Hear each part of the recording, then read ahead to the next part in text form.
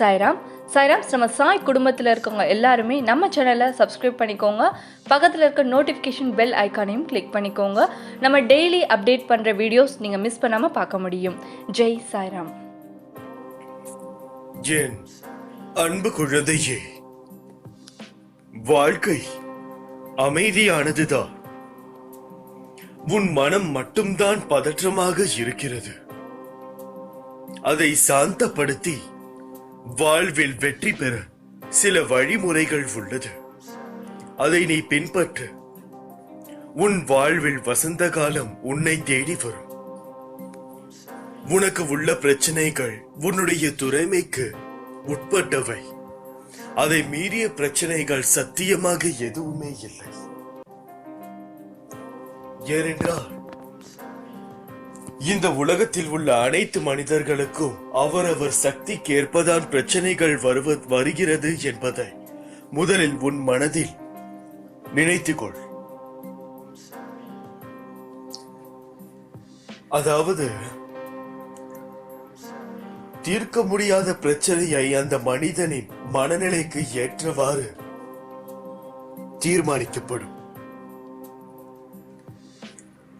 இப்பொழுது உனக்கு 2 விஷயங்கள் புரிகிறது அல்லவா? எந்த பிரச்சனையாக இருந்தாலும் தீர்த்துவிட முடியும். அதே சமயம் நம்முடைய சக்திக்கு ஏற்பதான் அந்த பிரச்சனைகளும் வருகின்றது என்பது.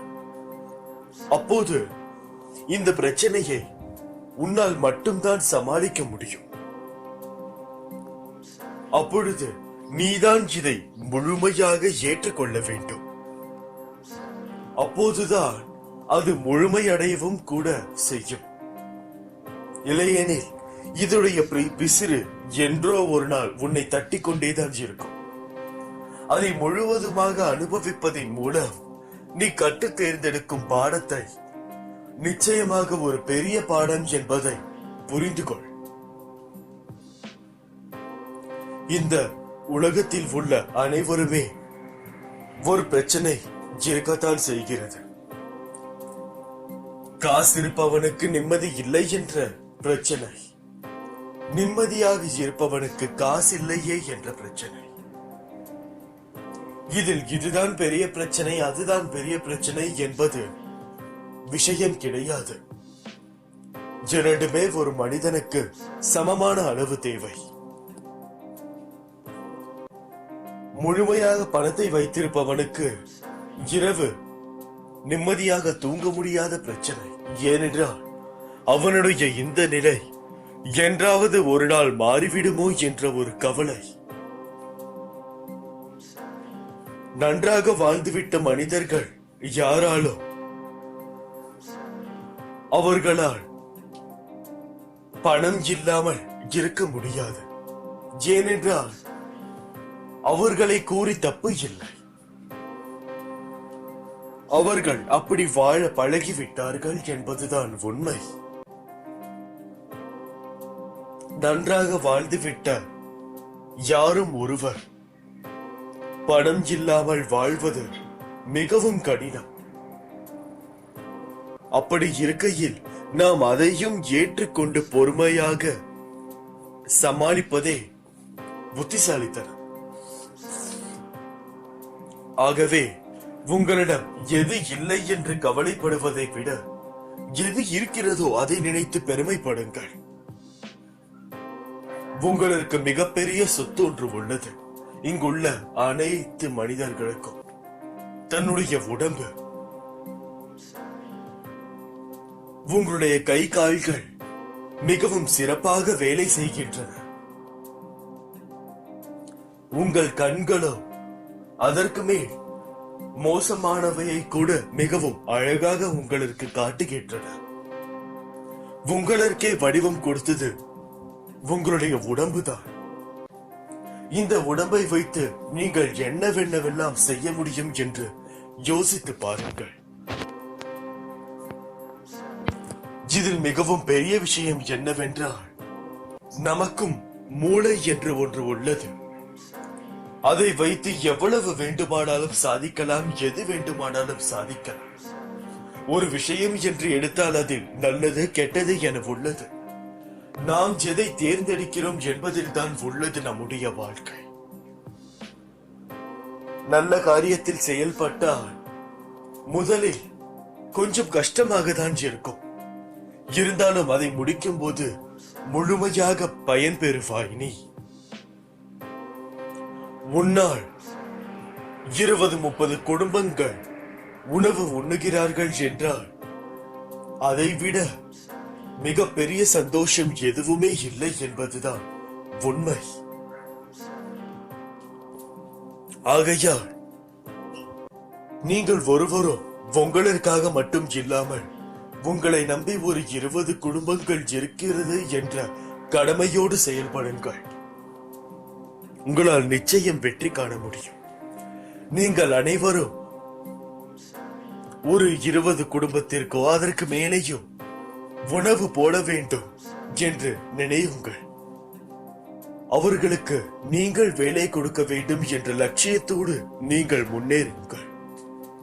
நிச்சயமாக உங்களுடைய கனவு எல்லாம் கூடிய விரைவில் காலமாக மாறும்.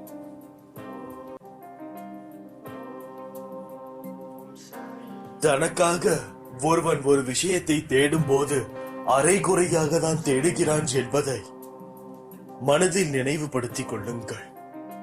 ஏனென்றால் இப்பொழுது ஒரு எடுத்துக்காட்டிற்காக உங்களுக்காக ஒரு விஷயம் உங்களுக்கு தேவைப்படுகிறது, அதற்காக நீங்கள் உழைக்க வேண்டும் என்ற எண்ணத்தோடு நீங்கள் வேலை செய்தால் நிச்சயமாக உங்களால் அதை செயல்படுத்த முடியாது. ஏனென்றால் உங்களுக்கு ஒரு சலிப்படைந்து விடும். இந்த விஷயத்திற்காகவா நாம் இவ்வளவு செய்ய வேண்டுமே என்று. இந்த விஷயம் இல்லாமல் கூட நம்மால் இருந்துவிட முடியாதா என்ன என்ற ஒரு எண்ணம் வந்துவிட்டாலே நீ அங்கே தோர்த்து விட்டாய் என்பதுதான் நிதர்சனம். இதுவே அந்த பொருள் பிறருக்காக நீங்கள் வாங்கிக் கொடுக்க நினைத்து செயல்பட்டால் அதோடைய சக்தியே வேறு. மிகுந்த ஆற்றலுடன் நீங்கள் செயல்படுவீர்கள். ஏனென்றால் அந்த பொருளை வைத்து அவர்கள் என்ன செய்ய போகிறார்கள் என்பது நமக்கு தெரியாது. நம்மை பொறுத்தவரை அவர்களுக்கு அந்த பொருளை வாங்கி தர வேண்டும் என்பதுதான் நம்முடைய மனதில் இருக்கும். அதே போல்தான் உங்களது வேலையும் கடமையும். உங்களால் ஒரு 20-30 குடும்பங்கள் உணவு உண்ணுகிறார்கள் என்றால் மிக பெரிய நிம்மதி உங்களுக்கு அந்த இடத்தில் கிடைக்கும். புண்ணியத்திற்காக அல்ல, ஒவ்வொரு தன் மனிதனின் நிம்மதிக்காக. அதை நினைவில் நிறுத்தி உங்கள் வேலையை முழு வேகத்துடன் ஈடுபடுங்கள். எது மிகவும் நல்லதோ, மிகவும் சரியான பாதையோ, இடையில் கற்கள் முற்கள் என்ற இடையூறுகள் இல்லாத ஒரு வழியை தேர்ந்தெடுங்கள். நிச்சயமாக உங்களுக்கு வெற்றி என்றும் தீபத்தை நீங்கள் எட்டிவிடலாம். ஆகையால்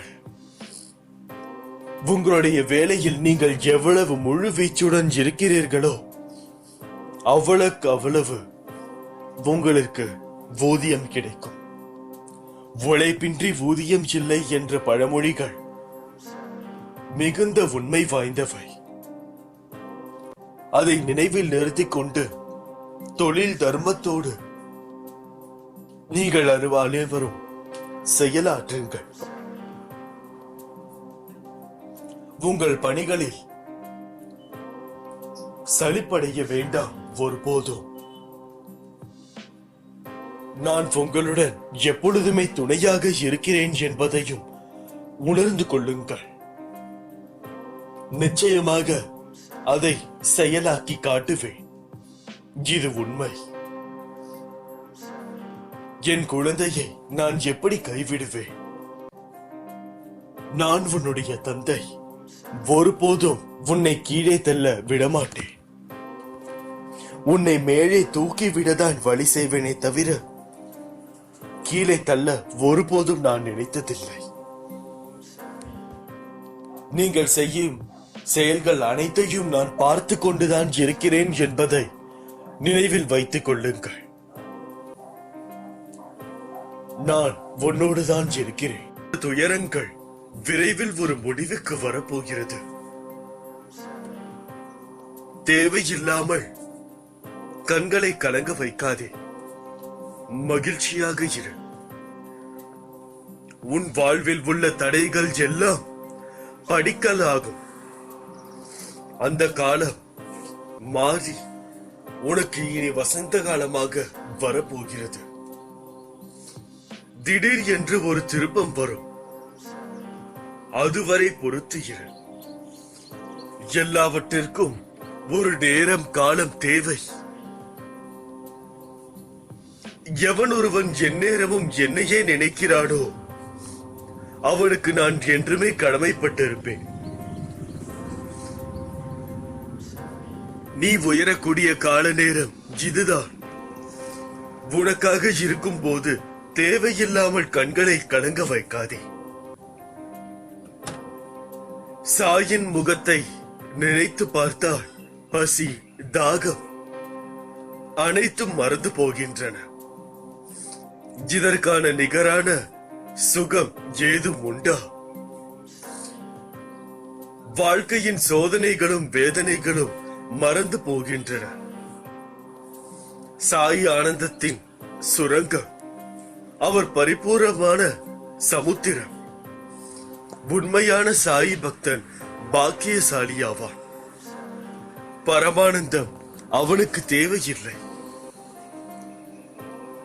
என் வாழ்க்கையில் எவ்வளவு கஷ்டம் வந்தாலும் உன் முகம் பார்க்கும் போது என் மனசில் ஒரு நம்பிக்கை, எனக்காக என் சாய் இருக்கிறார் என்று. உன் வாழ்க்கையில் உனக்கான பாதையை உன் கண்முன்னே காண்பித்து விட்டேன். உன் வாழ்க்கையில் இனிமேல் நடக்கப் போகும் மாற்றங்களையும் அற்புதங்களும் அதிசயங்களும் ஏராளம். உன் மனதை அதற்கு தயாராகி வைத்துக்கொள். நன்றாக உழைத்து முன்னேறு. மற்றவர்களின் கஷ்டங்களை புரிந்து கொள். வாழ்க்கையில் நிதானத்தை கடைப்பிடி. அது உன் வாழ்க்கைக்கான பொக்கிஷம். நீ வேறு எதையும் யோசித்து குழம்பிக் கொள்ளாதே. நான் ஜெயிக்கிறேன்.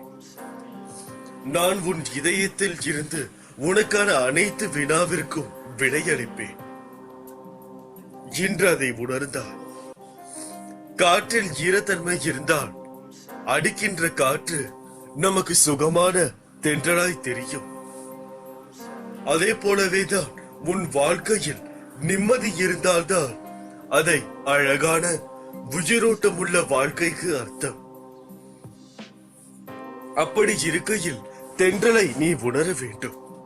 நீ அப்படி உணர்ந்தால்தான் நிம்மதி என்னும் தென்றல் உன் வாழ்க்கைக்கு வசந்தத்தை, சுகத்தை கொடுக்கும். அதை உணர்வதற்கு நீ முதலில் பொறுமையுடனும் சகிப்பு தன்மையுடனும், அடுத்தது நம்பிக்கையும் நேர்மையும் இருக்க வேண்டும். அடுத்தது வைராக்கியம். வைராக்கியத்தை ஏற்படுத்துவது மேலே சொன்ன 4 விஷயங்கள். அதுதான் உன் இலக்கை நோக்கி உன்னை அழைத்து செல்லும். இவைகளை நீ கடைபிடித்து நடந்தால் உன் வாழ்க்கை செம்மையாகவும், அந்த பாதையில் உனக்கான வழியை நான் இருப்பேன். உன் மனதில் ஒரு நம்பிக்கை பிறந்தது அல்லவா? சந்தோஷம் வெளியில் இருந்து உணர்வது இல்லை, உன்னுள் தான் இருக்கிறது என்று உணர்ந்தாய் அல்லவா? உன் வாழ்க்கை மாறப்போகிறது என்று உனக்குள் தோன்ற வேண்டும். உன் பிரச்சனைகள் எதுவானாலும் அதற்கு பரிகாரம் என்னிடம் உண்டு. பரிகாரம் என்னிடம் இருக்கையில் நீ எங்கோ ஓடிக்கொண்டிருந்தால் நான் என்ன செய்ய இயலும்? என்னை பரிபூர்ணமாக நம்பு. உன் உடல், மனம், செல்வத்தை என் பாதத்தில் வை. உன்னை விட்டு நான் எங்கே செல்வேன்? என் இருப்பிடம் உன் இதயமே. உன் இதயமே என்னுடைய கோயில். உன்னை பயன்படுத்திவிட்டு தூக்கி எறிந்தவர்களும் ஒரு நாள் எறியப்படுவார். காத்திரு, மகிழ்வதற்காக அல்ல, அவரை மன்னிப்பதற்காக. ஏனென்றால் நீ என்னுடைய குழந்தை. மிகவும் மகிழ்ச்சியான செய்தி உன் வீடு தேடி வரப்போகிறது. என்றோடு அனைத்து கவலைகளுக்கும் முடிவு வரும். நிம்மதியாக இருக்க போகிறாய். உன் நிழலாக என்றும் உனக்காக நான் இருக்கிறேன். சகல சௌபாகியங்களையும் பெற்று நீ சீரும் சிறப்புமாய் வாழ்வாய். மருத்துவம் சாதிக்க முடியாததை நம்பிக்கையும் பிரார்த்தனையும் சாதித்துவிடும். நம்பிக்கையுடன் பிரார்த்தனை செய்யுங்கள். வாழ்க்கையில் நீ பயணிக்கும் வழியில் என் துணை நிச்சயமாக இருக்கும். உன் வேண்டுதல்களும் பலிக்கும். உனக்கு எல்லா சூழ்நிலைகளும் நான் துணை நிற்கிறேன். நீ எடுக்கும் எல்லா முயற்சிகளிலும் உனக்கு வெற்றி நிச்சயம். எத்தனை பேர் என்ன கைவிட்டாலும் நான் உன்னை கைவிட மாட்டேன் என்ற நம்பிக்கையில் நீ வாழ்ந்து கொண்டிருக்கிறாய். எதையும் யாரிடமும் எதிர்பார்க்காதே. எதிர்பார்த்து கிடைக்கவில்லை என்றால் ஏமாற்றம், மன அழுத்தம், கோபம், விரக்தி என பல இன்னல்களுக்கு ஆளாக நேரிடும். எனவே எதிர்பார்க்காதே. எதிர்காலத்தை பற்றிய பயத்தை விடு. நடப்பவை நடந்தே தீரும். என் பிள்ளைங்களுக்கு தீங்கு வர நான் விடவே மாட்டேன். பாபாவுக்கு 1 கொடுத்தால் 10 திருப்பி கொடுப்பதால் 10 மடங்கு அதிகாரம், 10 மடங்கு சக்தி. பெரும்பாலான பக்தர்கள் இந்த அனுபவத்தை அவ்வப்போது அடைந்தார்கள். அது மட்டும் அல்லாமல் அது மாதிரியான செயல்களில் இருந்து ஆன்மீக நாட்டம் வளர ஆரம்பிக்கிறது. இது என்ன சாமானியமான லாபமா? பாபாவின் அழைக்கும் திறன் விசித்திரமானது அன்றோ? ஆகையால் மூச்சை அடக்கும் முயற்சி இங்கே தேவையில்லை. குருவின் பாதங்களில் நிரந்தரமான மனதை இருத்தியவர்களின் இச்செயலை நான் பூர்த்தி செய்கிறேன். நீங்கள் எதை தேடுகிறீர்களோ அது உங்களை காட்டிக் கொடுக்கிறேன். என்னுடைய சொல்லுக்கு கட்டுப்படுபவனே தான் விரும்பியதை அடைவான். நம்பிக்கை ஒன்று இருந்தால் போதும். இருட்டிலும் நடந்தாலும் இமயம் வரை செல்லலாம். நான் கூட இருக்கும் வரை நானே உங்களை வழி நடத்துபவன். அப்படி இருக்கையில் யாராலும் உங்களை ஒன்றும் செய்ய முடியாது. எல்லாம் ஒரு நாள் மாறும்.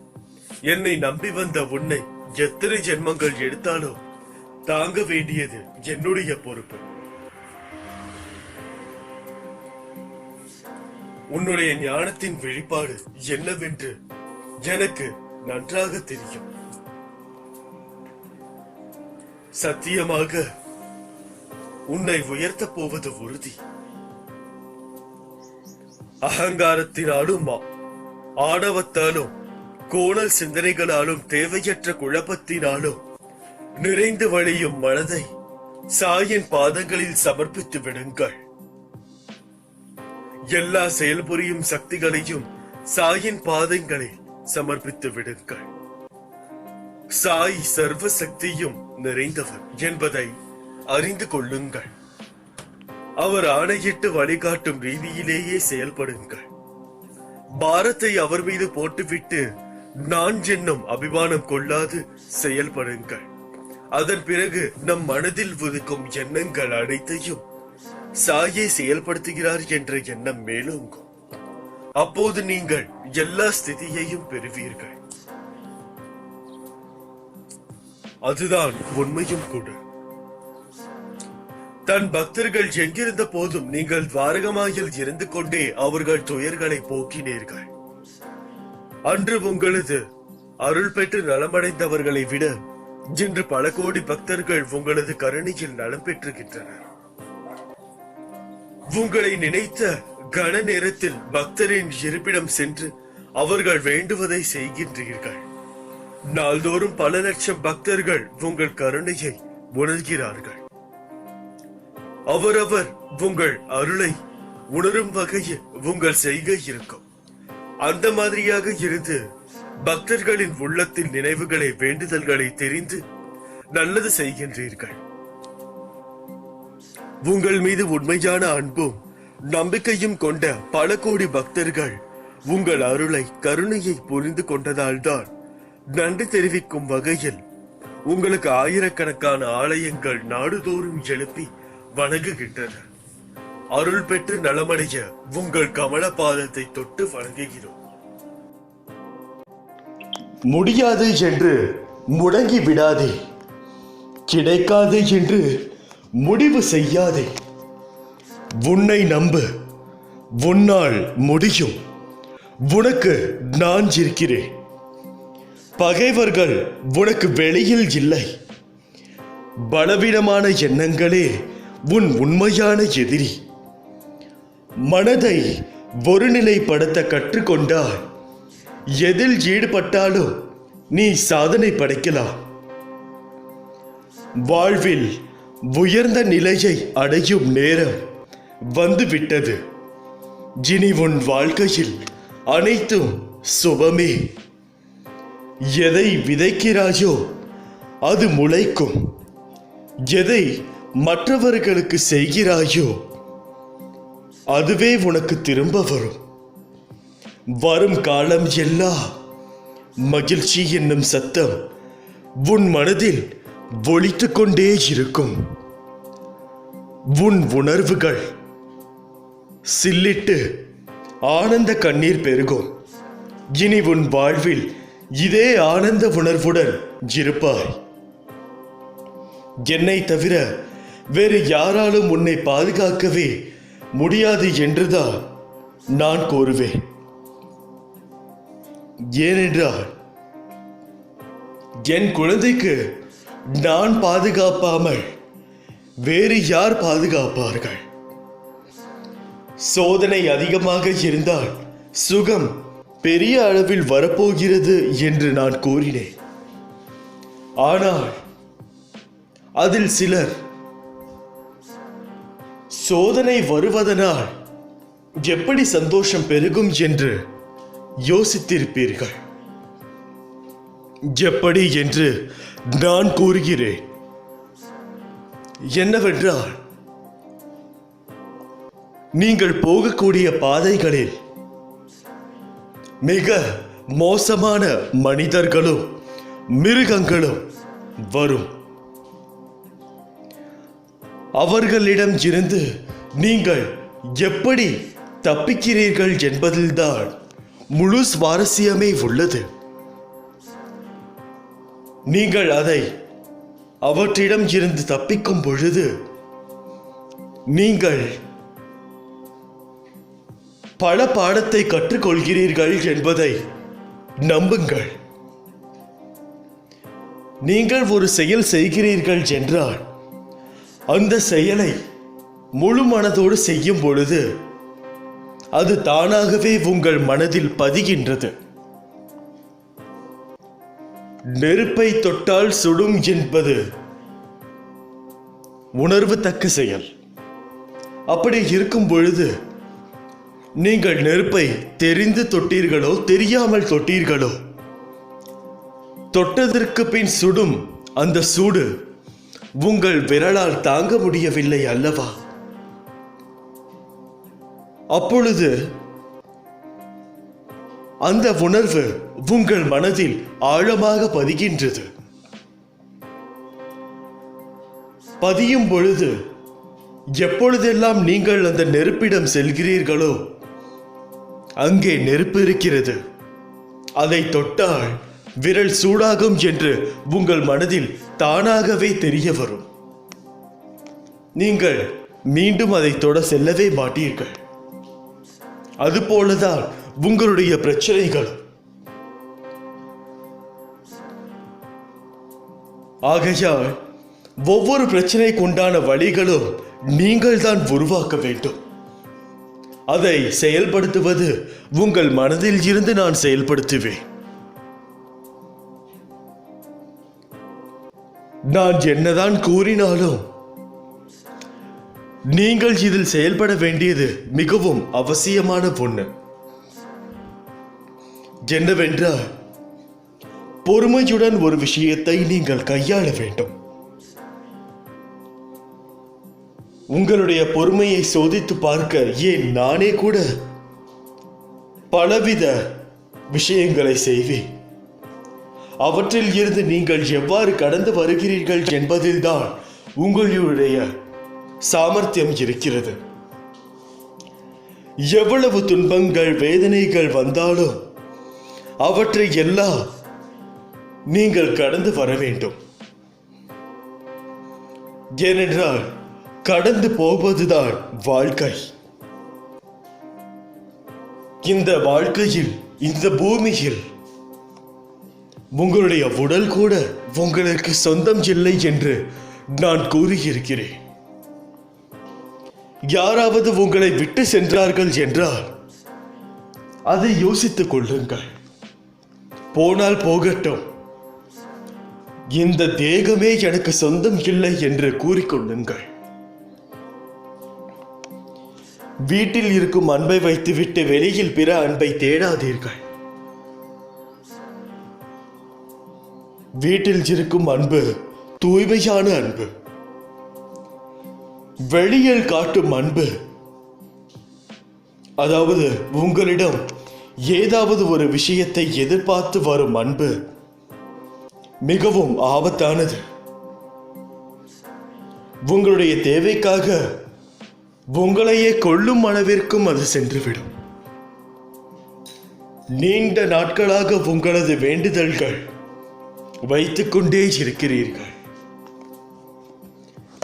இவையெல்லாம் நான் ஏன் செய்யவில்லை என்று நீங்கள் சொல்கிறீர்கள். ஏனென்றால் அதற்கு உண்டான தக்க சமயம் வர வேண்டும். வந்தால் மட்டுமே என்னால் அதை செயல்படுத்த முடியும். நேரம் வந்தாலும் அது உங்களுக்கு உகந்ததா என்று நான் சோதிப்பேன். அதற்கென சில சங்கடங்களையும் கஷ்டத்தையும் கொடுப்பேன். அந்த பொருளிற்காக நீங்கள் எதை வேண்டுமானாலும் இழக்க தயாராக இருக்கிறீர்களா என்று கூட சோதிப்பேன். அப்பொழுது முடிவெடுக்க வேண்டியது நீ மட்டும்தான். அந்த பொருளிற்காக பிறரை நீ துளைக்க வேண்டுமா வேண்டாமா என்பதை முடிவெடுக்க வேண்டியது நீதான். ஆகையால் இந்த முடிவுகளுக்கு இடையேதான் நீ வேண்டக்கூடிய அந்த விஷயம் ஒளிந்திருக்கிறது. எது எப்படி நடக்க வேண்டாலும் நடக்கட்டும் என்று கூறுகிறவர்கள் வேறு. ஏனென்றால் நான் எதை அவர்களுக்கு நடத்தினாலோ அவர்கள் அதை முழுமையாக ஏற்றுக்கொள்வார்கள். ஆனால் நீயோ அப்படி இல்லை. அடம் பிடிக்கும் குழந்தை. அடம் பிடிக்கும் குழந்தைக்கு தான் என்ன வேண்டும் என்று கேட்டாலும் அதை கொடுத்துவிட்டு அதால் வரும் கஷ்டத்தை பார்த்து எனக்கு இந்த பொருளே வேண்டாம் என்று கூறினால்தான் உங்களுக்கு புத்தி வரும் என்றால் நான் அதை தர தயாராக இருக்கிறேன். ஆனால் கஷ்டப்படுவது நீ மட்டும்தான் என்பதை புரிந்து கொள்ள வேண்டும். இப்படிக்கு உன் சாயப்பா. அல்லாஹ்.